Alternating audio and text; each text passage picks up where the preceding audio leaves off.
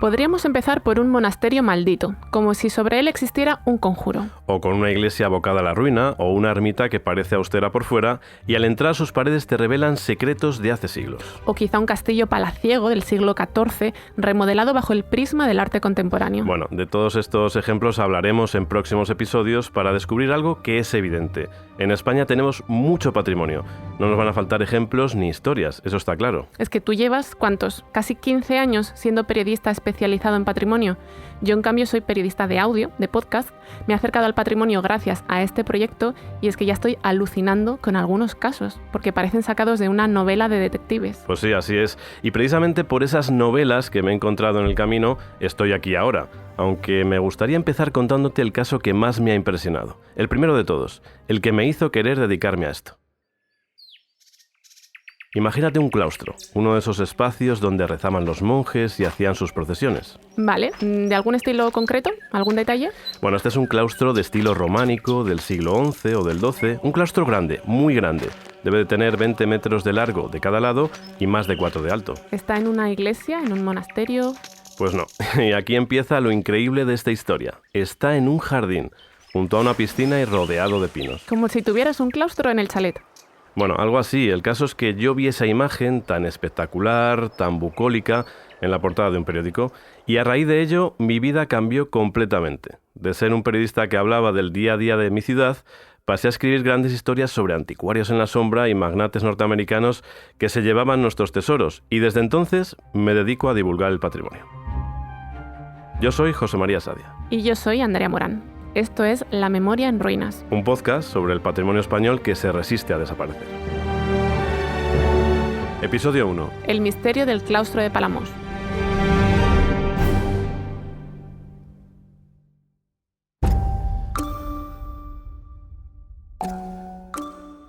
Veamos, volvamos a la foto de la que te hablaba. Yo no fui el primero en quedar completamente paralizado ante ella. Unos años antes, Gerardo Boto, historiador, ve la imagen de ese claustro en una revista de decoración. En primer lugar, cuando veo esas fotografías, lo que me produce es absoluta incredulidad. Parecía un monumento un tanto inquietante, enigmático, en el sentido del valor histórico que podía tener eso. Gerardo es profesor de universidad y la fotografía le sorprende, sobre todo porque no reconoce el claustro, y eso que él es uno de los mayores expertos en arte románico del país. Pues un tanto extraño si es experto en patrimonio. Pues es justo lo que piensa él, y por eso rebusca en los archivos, pero no encuentra ni un solo dato sobre la construcción del monumento ni sobre su origen. De hecho, prácticamente carecíamos de contexto, ningún registro documental y en este caso tampoco administrativo a lo largo de las décadas transcurridas desde el inicio de la disciplina de la historia del arte en España. Pero a ver, todas estas cosas suelen estar documentadas por alguna parte, ¿no? Me parece difícil de creer que nadie haya estudiado este claustro del siglo XI o del siglo XII. Pues ese es el primer gran misterio, pero hay más. Porque este no es un claustro cualquiera, se parece mucho a otro, mucho más conocido, el claustro de Silos. Este que está en Burgos y que es muy particular, porque ningún otro se le parece. Por eso, para Gerardo, esas fotografías lo cambian todo. Vamos, que ha descubierto algo muy gordo. Bueno, puede que sí o puede que no. No era nada evidente si eso era muy antiguo, poco antiguo, completamente nuevo. Podría ser, en potencia, que hubiese allí algo de valor. Esa potencialidad fue la que comenzó a llevarme a intentar acceder al conjunto, aunque fuese para descartar el valor que tenía. A ver si he entendido bien. Lo que está diciendo Gerardo es que por las fotos no sabe si ha descubierto una obra maestra de hace 8 siglos o si es una réplica, algo así como un claustro falso que construyeron antes de ayer, como si fuera el decorado de una película. Pues eso es precisamente lo que va a obsesionar a Gerardo. ¿Tiene el claustro de Palamós algún valor histórico y artístico o es una imitación? ¿Le está dedicando horas de estudio y análisis a un tesoro patrimonial o es una mera falsificación? Ya te avanzo que ese misterio no se resolverá rápido. Es una obsesión que durará años, pero vamos poco a poco. Con lo que ha descubierto, Gerardo expone esta información en unas jornadas en la Universidad de Barcelona. Y todo esto podía quedarse en el ámbito de la academia, de no ser porque días después, en junio de 2012, aparece en la prensa. Esa tiene que ser la primera vez que tú ves el claustro, la foto de portada. Exacto, Andrea. El martes 5 de junio sale la portada del País. Imposible olvidarlo. ¿Y te acuerdas también del titular? Como si lo tuviera delante. Se alquila finca con claustro románico. Y la foto, esa foto a 5 columnas. Era grande y con color, y la foto era muy bonita. Es que en realidad esa foto al País le costó un dinero y consideró que valía la pena pues sacarle también, digamos, una visibilidad a esa fotografía. A Gerardo todo este follón mediático le pilla por sorpresa. La noticia la publica el periodista José Ángel Montañés y rápidamente salta a otros medios. Telediarios, radios nacionales, blogs sobre historia y arte. Efectivamente tuvo una repercusión mediática que yo era simplemente incapaz de imaginar, mucho menos de prever, y que personalmente yo no deseé en ningún momento.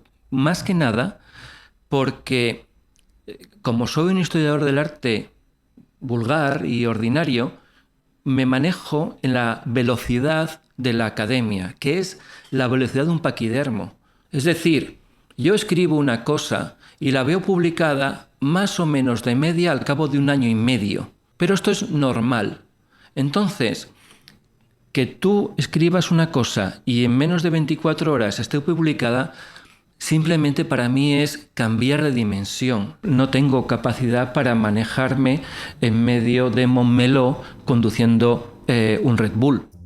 Yo me imagino a este profesor de universidad, un académico, en mitad de este huracán mediático, y es normal que se sintiera como un paquidermo conduciendo un Red Bull en Montmeló. Vaya que su descripción es muy gráfica. Bueno, es que no te puedes imaginar. Un claustro medieval de origen desconocido aparece en una finca de Palamós que pertenece a unos millonarios. Puede que las noticias sobre patrimonio no sean las más virales, pero es que esta era realmente diferente. Una obra de arte oculta, y sentimos cierta atracción, incluso puede que algo de morbo por lo desconocido, por intentar descubrir. Luego, el contexto quizá de propiedades privadas respecto a objetos artísticos y de algún modo también la apariencia pintoresca del objeto. Esta fascinación que describe Gerardo es la que yo también siento al leer la noticia y ver aquella foto. Cuanto más miro el claustro, más intrigado estoy. Y no soy el único, porque el interés crece y crece, y a los pocos días, el 2 de julio de 2012, Gerardo por fin logra visitar la finca de Palamós. Con su mochila a la espalda, observa fascinado los capiteles, los arcos. Hacía meses que estaba estudiando esas piedras, preguntándose por su origen. Hasta yo estoy nerviosa por saber su veredicto. Bueno, espera un poco. Después de esa inspección ocular, esto es lo que dice Gerardo frente a las cámaras. Mi impresión general es que hay elementos antiguos con elementos modernos. Y me parece que hay elementos que efectivamente pueden corresponder a una talla más moderna, y eso complementado con elementos originales, digamos. Pero todo esto evidentemente se tiene que ver con mucha calma y se tiene que analizar por parte de distintos especialistas. En resumen, nos quedamos un poco con las ganas de resolver aquello. No había ninguna conclusión certera. Gerardo cree que hay mucho trabajo por hacer hasta llegar a la verdad. A mí ya se me ocurren varios interrogantes. A ver, ¿de dónde son esas piedras? ¿De qué iglesia o de qué catedral se ha arrancado ese claustro gigante?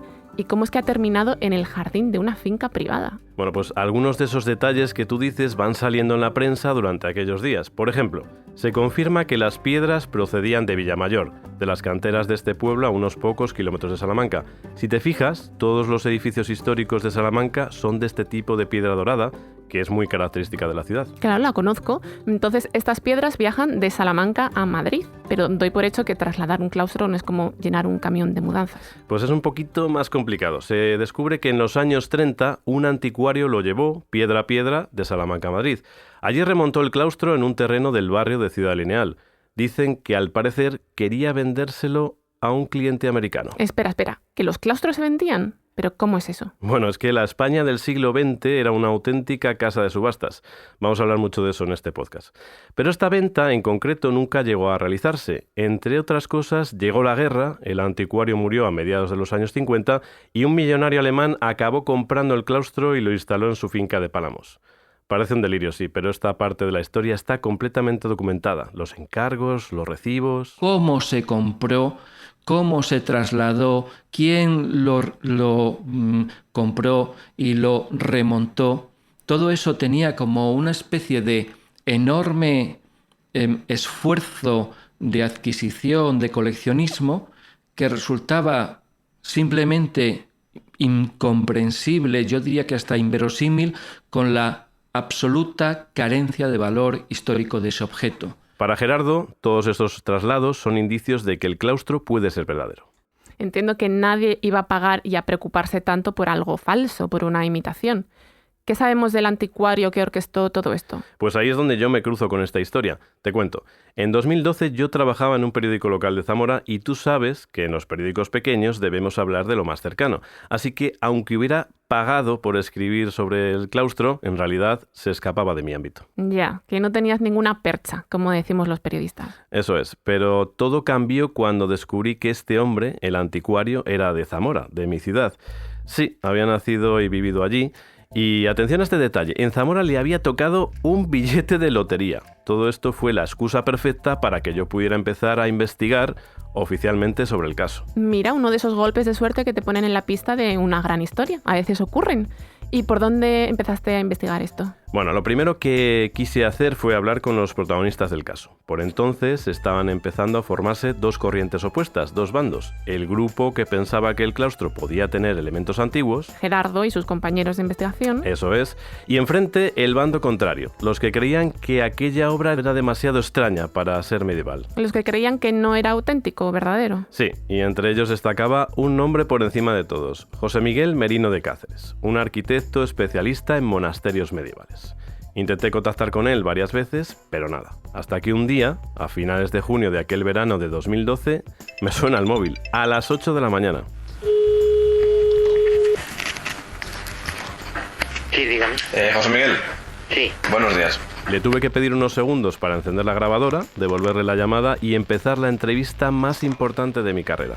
Lo que Merino de Cáceres me iba a contar y sobre todo cómo me lo iba a contar, no lo había publicado nadie todavía. Buenos días, José María de nuevo de aquí de La Opinión. Muy bien, buenos días. Mira, el sonido es de teléfono y no es muy bueno, pero yo creo verdaderamente que merece la pena escuchar lo que dice.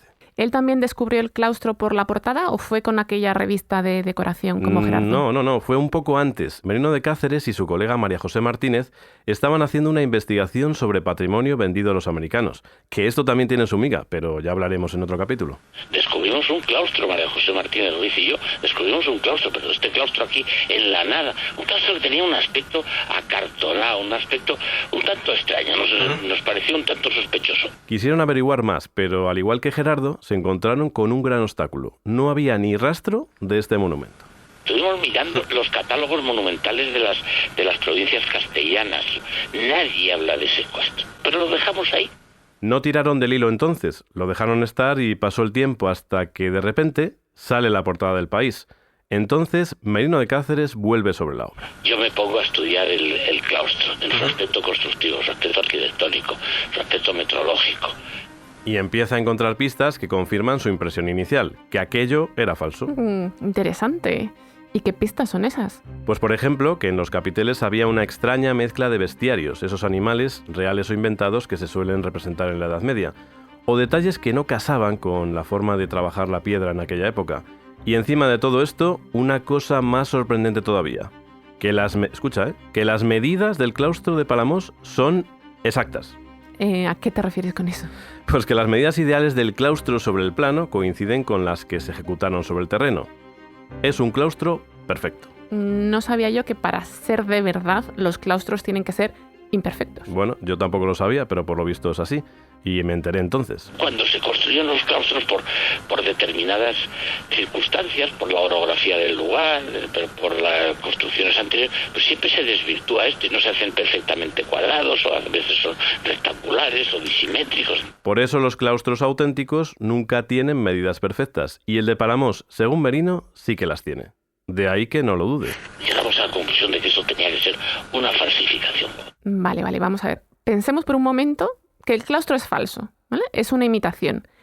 Ahí entonces me surge una nueva pregunta. ¿Quién quiso construir un claustro en pleno siglo XX? ¿Para qué?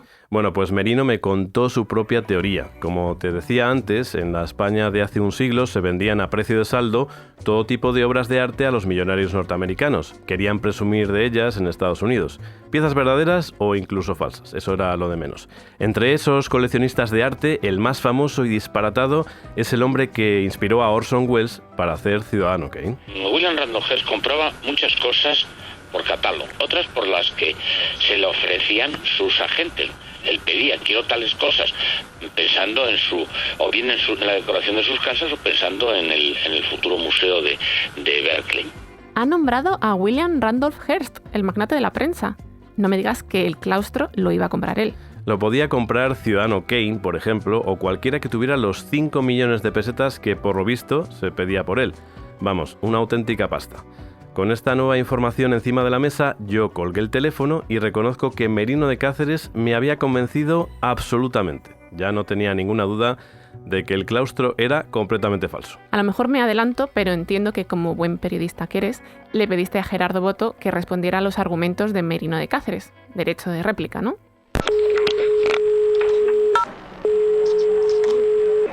Sí, Gerardo.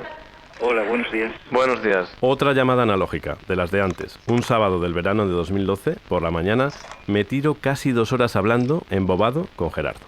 Primero, la pregunta principal. ¿Falso o verdadero? Y después, ¿por qué? Y te dejo hablar. Bueno, pues, en mi opinión, al menos parcialmente verdadero. Parcialmente verdadero. Esto ya empieza a cobrar tintes filosóficos. Es decir, para Gerardo, que hay algunas piezas copiadas no significa que el claustro sea falso. Porque si hablamos de falsedad, entonces estamos hablando de que la falsedad es completa. Es decir, el 100% de las piedras que hay en Palamos no tienen más de 80 años. Insisto, si se está jugando a blanco o negro, ojito, no nos pillemos los dedos, porque estamos apostando todo a negro. Entonces, como haya algo, entonces habría que matizar. En este punto inicial de la investigación, Gerardo ya está seguro de que más de una pieza es auténtica.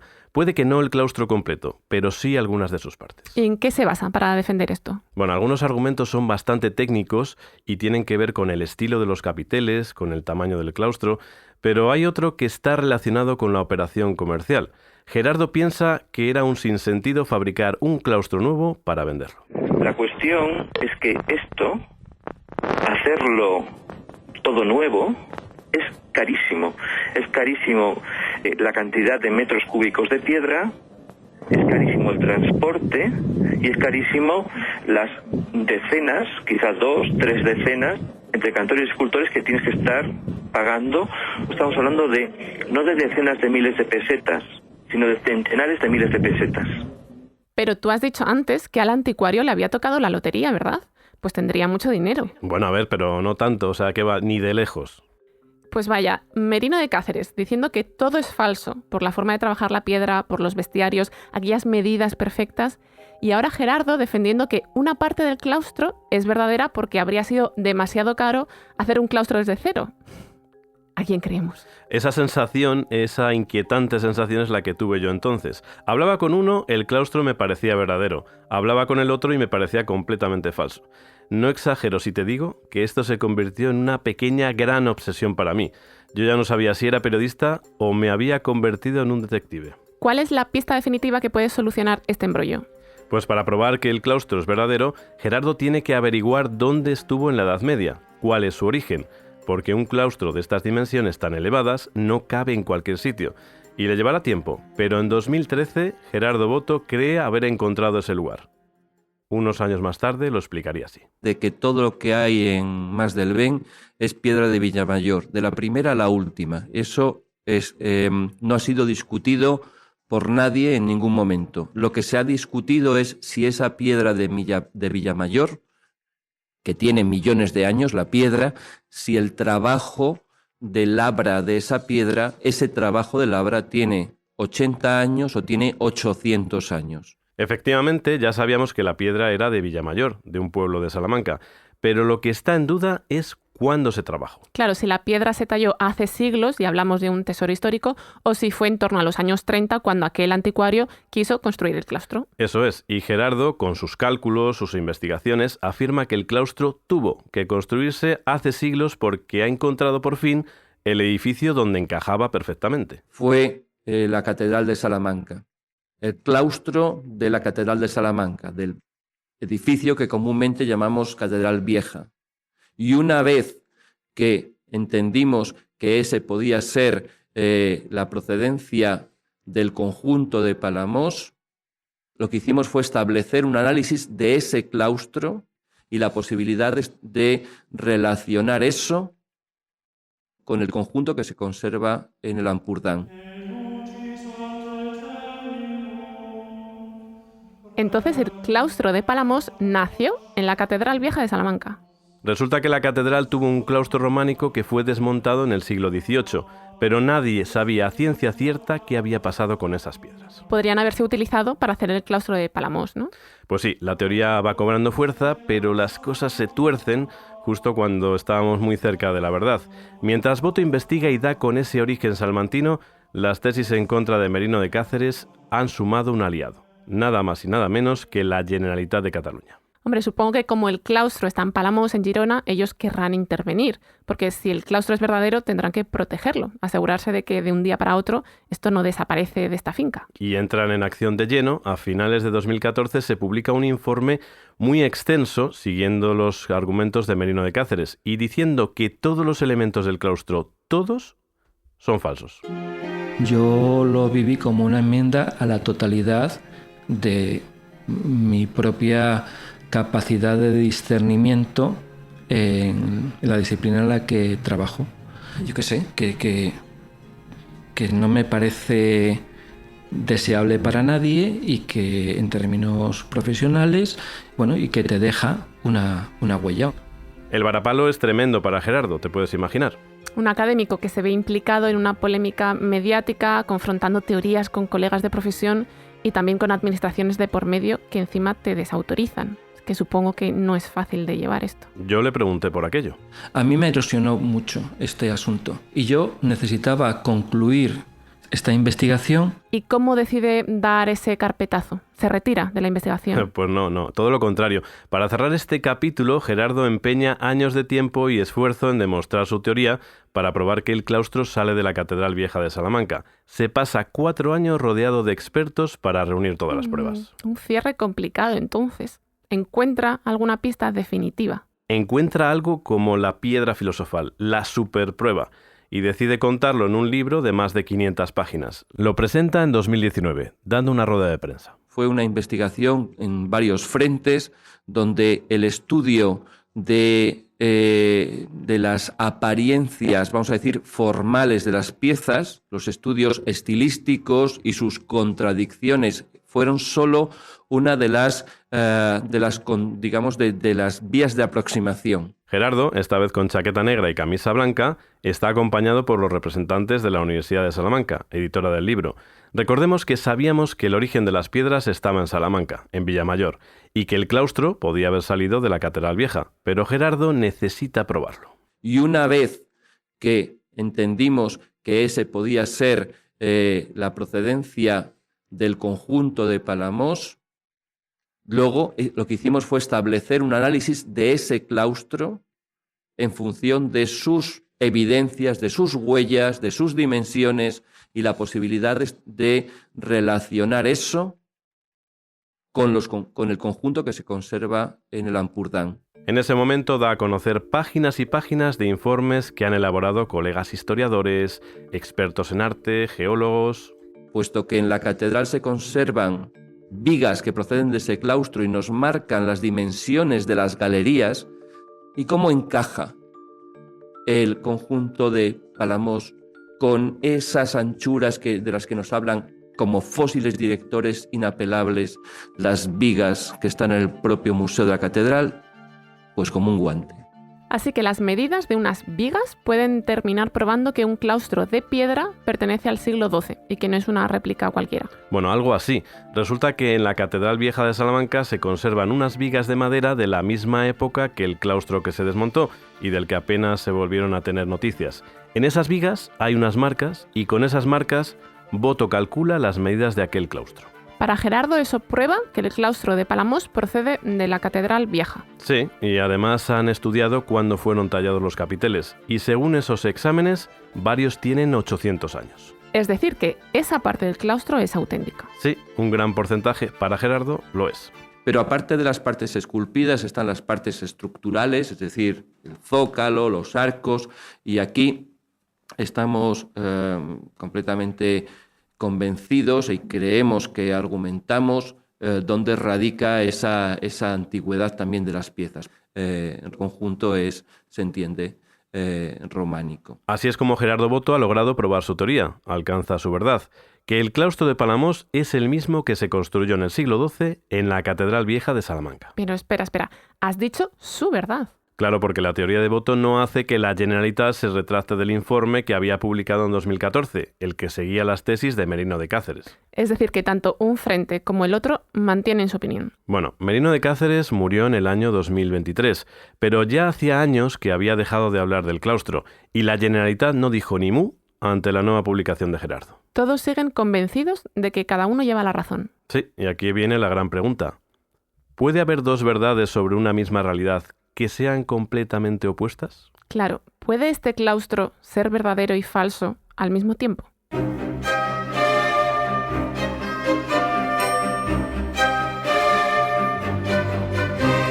Actualmente, el claustro es bien de interés cultural local. Digamos que no se ha resuelto del todo el misterio, pero a día de hoy, niños y niñas del entorno van a visitarlo.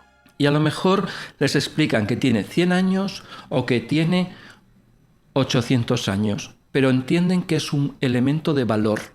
Y eso, para mí, ya era uno de los objetivos reales de intentar conocer, porque, a fin de cuentas, los objetos sobreviven solo porque las personas creen que merecen que sobrevivan. Para Gerardo, eso ya es suficiente, aunque tardara muchos años en lograrlo.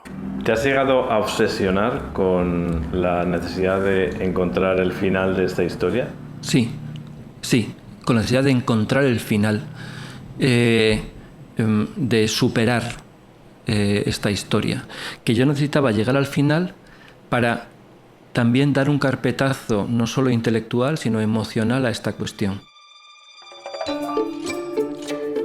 Pues menuda historia para iniciarte en el mundo del patrimonio. Y eso no es todo, aún le falta otra cara.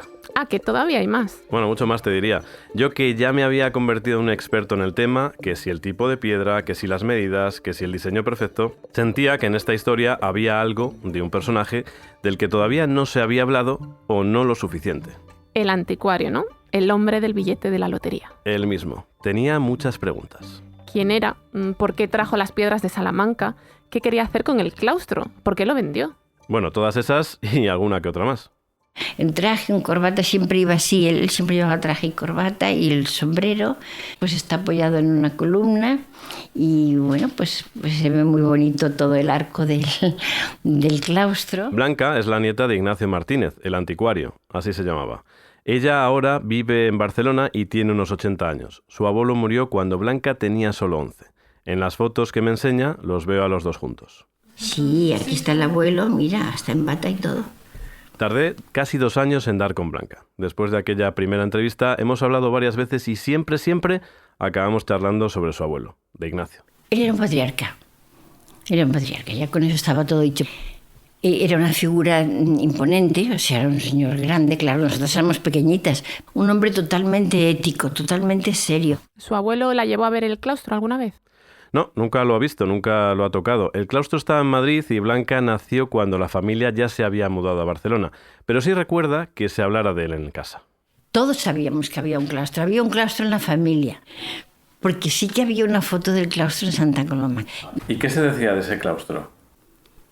En la familia, antes de que pasara todo esto, nada en absoluto, ¿no? Porque pues un trasto de estos que tiene por ahí la familia. El claustro formaba parte del pasado, ya sabes, esa otra vida que tuvieron tus padres o tus abuelos antes de que tú nacieras. Pero Blanca sí me supo confirmar varias cosas que yo había averiguado por otras vías, que Ignacio era de Zamora y que se había curtido como anticuario en los pueblos de la provincia. Le recuerdo al abuelo, después de comer o después de cenar, sentados en la mesa del comedor, explicándonos historias.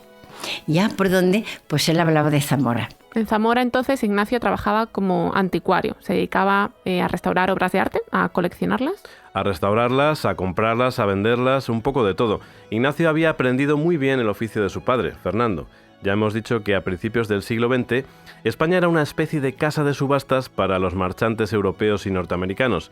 Así que los anticuarios de provincias como Zamora visitaban las iglesias de los pueblos y detectaban esos tesoros que podían salir a la venta. Ese es el mundo en el que se movía Ignacio. Pero al morir su padre, antes de los años 20, se fue a Madrid con sus hermanos para jugar, digamos, en la Champions del mercado de las antigüedades. Supongo que eso sería el Rastro de Madrid. Sí, toda esa zona de Ribera de Curtidores, también el Paseo del Prado. Lo que se contaba pues es que eran restauradores, sobre todo mi padre, restauradores de arte. Sí. Entonces, pues él era anticuario y vivían en Madrid, lo que decían que tenían una casa preciosa, que era muy bonita. En Madrid, Ignacio compró una casa en Ciudad Lineal y alquiló una finca a una marquesa, justo al lado. Ignacio y su mujer la cuidaron y cuando la marquesa murió, ella les donó la propiedad. Allí tuvieron a su único hijo. El padre de Blanca. El mismo, Federico. A Ignacio le iba bien el negocio, ganaba mucho dinero y quiso hacer algo grande para la posteridad, algo que dejara huella. Cuando hablamos hace muchos años, hablabas de que el abuelo tuvo un sueño que era levantar un claustro. Sí, en Madrid. Hacer algo en Madrid. Sí. Imagínate qué prestigio. Se sabe que en 1931 Ignacio comenzó a traer de Salamanca las piezas del claustro, piedras talladas por un lado, y los bloques de piedra en bruto por otro para completarlo. Pregunta obvia para la que no sé si tienes respuesta, pero ¿por qué alguien quiere tener un claustro? O sea, ¿qué sentido tiene? Pues en la familia siempre se contó que el claustro era una especie de sueño del abuelo.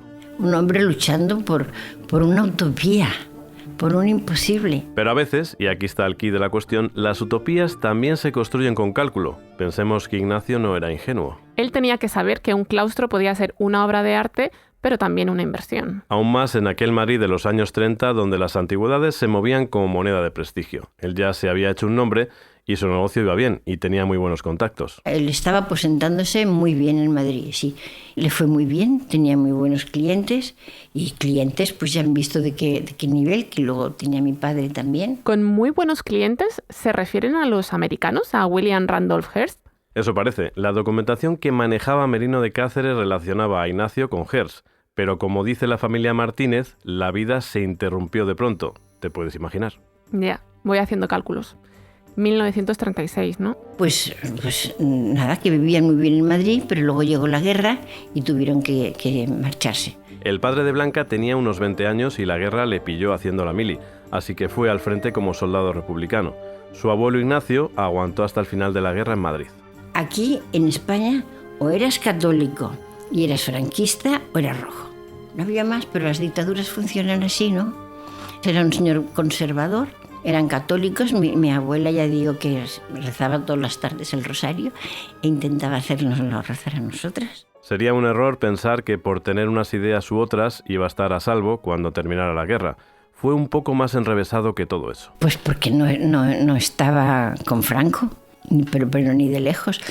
Cuando encerraban a papá, los fascistas, eso es. Entonces llegaba mi abuelo, que era un hombre conservador y todo eso y tal, y conseguía sacarle con sus amistades, digo yo, de derechas, ¿no? Porque si no.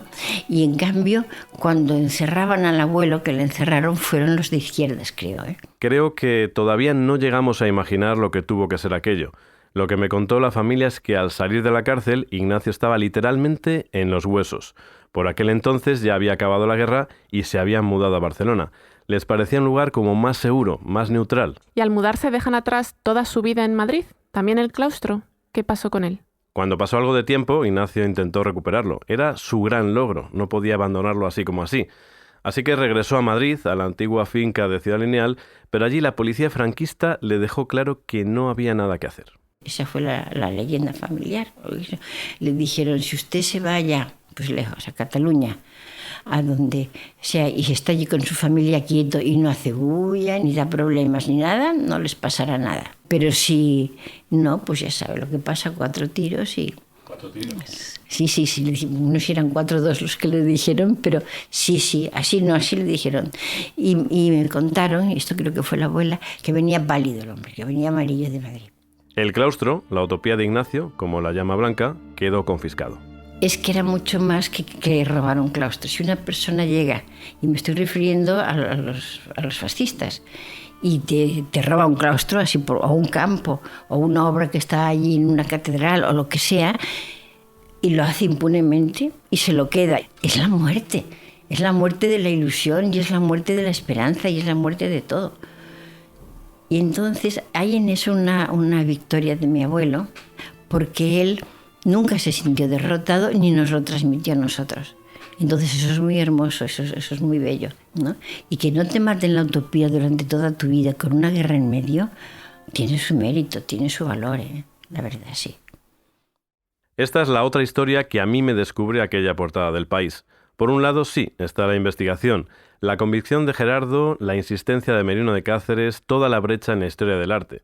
Pero al otro lado del misterio me encontré con la vida de Ignacio, con esos sueños rotos y una trama familiar atravesada por la guerra, por la historia de España.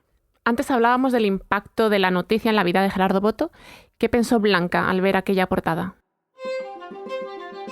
Pues resulta que el 5 de junio de 2012, ella y su familia también compraron el periódico. Yo me enteré por el periódico, me llamó... ¿Quién? Y así mi hermano dice, te vas a caer desmayada. Y yo cogí el periódico y digo, ¿pero qué dicen? ¿Qué están diciendo aquí? No me pareció una película. Digo, estos han visto la de Orson Welles y Ciudadano Kane, porque estaba chula la noticia, ¿eh? Si no hubiera sido mi abuelo, estaba una novela. Pero claro, no, porque están dando como verdadero noticias que no tienen un fundamento. Cuando va saliendo información sobre el pasado del claustro, Blanca va conociendo nuevos detalles. Ignacio pudo idear el claustro para vendérselo a un americano, a Randolph Hearst. Entonces el abuelo sí que quería venderlo. Bueno, hay varias hipótesis. O un rescate, si es que es una pieza antigua, porque lo estaba rescatando, no lo estaba quemando, ni destruyendo, ni nada, ¿eh? Lo de la venta, con lo que le acusan, la posible venta, no está demostrado. Y si se hizo, que a lo mejor estaba bien o mal o no lo sé, era legal. O sea que tampoco nadie tiene que decir nada. Imagino que tener a radios y a teles hablando de tu abuelo tantos años después de su muerte y diciendo cosas de él que quizá no sean verdad, le afectaría. A Blanca y a sus hermanos les molestó, sí. Sobre todo la imagen de su abuelo que se daba en esas noticias. La de un hombre codicioso, una especie de ave de rapiña, interesado solamente por el dinero. Entonces a mi abuelo le han matado antes de cometer el delito. ¿Por qué no? Y no sabemos si lo quería vender o no lo quería vender. ¿Dónde está todo eso? O sea, se han montado una fantasía. Eso lo puedo escribir yo. Fue un alboroto terrible. Pensamos que un hombre tan ético, tan serio, que procuraba cumplir siempre, ¿eh? No creo que él pues, dejara a deber nada a nadie, ni moralmente, ni en ningún aspecto, ¿no? No tenía nada que ver con esa persona que te describían ahí, sobre todo sin valores. Personalmente creo que nunca sabremos si quería venderlo o no. Esa es una de las dudas que están ahí. ¿Y sabes qué hay ahora en el solar de Madrid donde estaba el claustro? Bueno, donde estaba el claustro ahora hay un colegio... de monjas. De monjas. Y que el claustro de alguna manera vino a acompañarlo, ¿no? A Palamós, mucho más cerca de lo que estaba en Madrid, ¿no? Sí, pero yo preferiría que estuviera en Madrid. ¿Por qué? Porque él lo construyó allí. El claustro tendría que estar en Madrid. Aunque me quede más lejos, no me importa. Era su obra y tenía que permanecer allí. Y claro, no fue pues que lo vendieran o que hicieran esto, que hicieran lo otro. No, fue una guerra. Es más allá que un claustro, o sea, es la muerte. En toda esta historia llena de incógnitas, me quedo con lo que significa para Blanca el claustro a día de hoy. Blanca, si tú pudieras viajar al pasado y hacerle una pregunta a tu abuelo, ¿qué le preguntarías? ¿Disfrutaste haciéndolo? Eso le preguntaría. ¿Tuvo sentido? Y si me dirigía, sí, ya lo creo que sí, digo, pues muy bien, abuelo. No, pues para la próxima reencarnación afina. Claro. que si no, tenemos que ir aprendiendo, dice que así se aprende en cada vida, ¿no?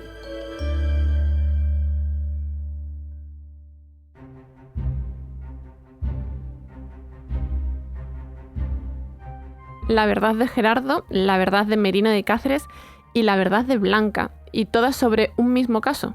Mi última duda, ¿tú, José María, tienes una teoría propia sobre el claustro? Es decir, ¿a ti te parece que es auténtico o que es falso? Pues mira, en todo este tiempo me he hecho esa pregunta 1.000.000 de veces y tengo que reconocer que todavía no tengo una respuesta. Así que supongo que lo que tengo son demasiadas dudas. Pero si algo me ha enseñado este claustro tan enigmático es que hay una verdad que compartimos todos los que hemos estudiado el caso. ¿Y cuál es esa verdad? Esa verdad es la belleza que transmite este claustro. Esa belleza que tú sientes solo puede ser auténtica. Esa es la gran verdad del caso Palamos. Lo que diríamos que es una verdad como un templo. Bueno, una verdad como un claustro se podría decir, ¿no? Oye, y me habías dicho al principio que este caso, el caso Palamos, había cambiado tu vida. ¿Qué pasó entonces? ¿Qué hiciste después de esta gran historia? Pues esta aventura fue tan apasionante que prácticamente dejé a un lado todo lo que estaba haciendo entonces y dediqué todas mis energías como periodista a buscar otras historias como esta. Al principio pensé que nunca serían como el caso Palamos, pero claramente estaba equivocado. La Memoria en Ruinas es una producción del diario.es. Si te gusta lo que hacemos, necesitamos tu apoyo. Hazte socia, hazte socio en eldiario.es/socio. José María Sadia es codirector y se ha encargado de la documentación y las entrevistas. Andrea Morán ha escrito los guiones y ha realizado la producción. Ambos han viajado por España durante semanas grabando esta serie. La edición es de Andrea Morán y Sara Cuesta. El montaje es de Pedro Nogales. Yes We Cast ha realizado el diseño sonoro y las grabaciones en los estudios Goodit. Izaskun Pérez es codirectora y productora ejecutiva. Queremos dar las gracias al Instituto Ametller de Barcelona, a la Universidad de Salamanca y a la familia de José Miguel Merino de Cáceres. La Memoria en Ruinas es un podcast realizado con el apoyo del Ministerio de Cultura, financiado por la Unión Europea Next Generation EU.